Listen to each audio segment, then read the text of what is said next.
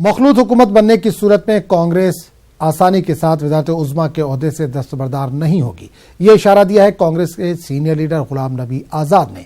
एक बयान में आज़ाद ने कहा कि अगर काबिल लिहाज तादाद में कांग्रेस की सीटें आई तो वो अपना वज़ीर आज़म बनवाना चाहेगी, बसूरत दीगर मौके की मुनासिबत से राह इख्तियार की जाएगी।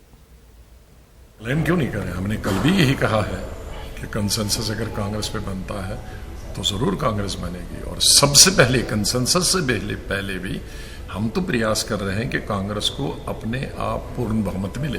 पूर्ण बहुमत के लिए 273 सीटें चाहिए, लेकिन अगर जरूरत पड़ी किसी अलायंस की तो उस वक्त पहली प्राथमिकता हमारी होगी कि कांग्रेस पर, कांग्रेस की लीडरशिप पर कंसेंसस बने।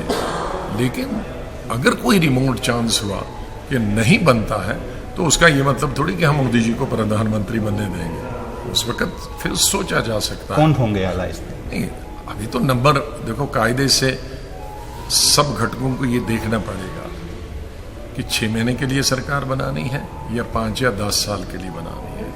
हमने देखा है कि जब भी छोटी छोटी पार्टियों ने बनाई है, चाहे वो चंद्रशेखर जी बने, गुजराल जी बने, देवी गौड़ा जी, तो साल से ज़्यादा नहीं चली क्योंकि बड़ी पॉलिटिकल पार्टी बाहर रहती है। लेकिन राजनीति में देखना है कि इच्छा तो एक चीज़ होती है और दूसरा है कि सरकार चलाना और बीजेपी से बेहतर चलाना और मोदी से बेहतर चलाना।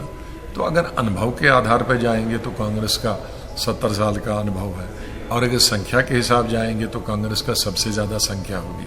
तो मुझे मालूम है कि जब इलेक्शन हो जाएगा और संख्या सबके सामने आएगी तो सभी राजनीतिक दल ये चाहेंगे कि वो मोदी से अच्छी सरकार हो, बेहतर सरकार हो, ज़्यादा डिलीवर करे, और कोशिश करेंगे वो सभी दल, अगर वो वाकई राजनीति में रुचि रखते हैं, कि सबसे बड़ी पार्टी को पहले मौका देना चाहिए और उसी पर कंसेंसस बनना चाहिए। लेकिन इस वक्त कोई हम विवाद नहीं बनाने चाहते कि नहीं हमको नहीं बनाओगे तो हम मोदी को ही लाएंगे, ऐसा कोई झगड़ा हमारे बीच में नहीं।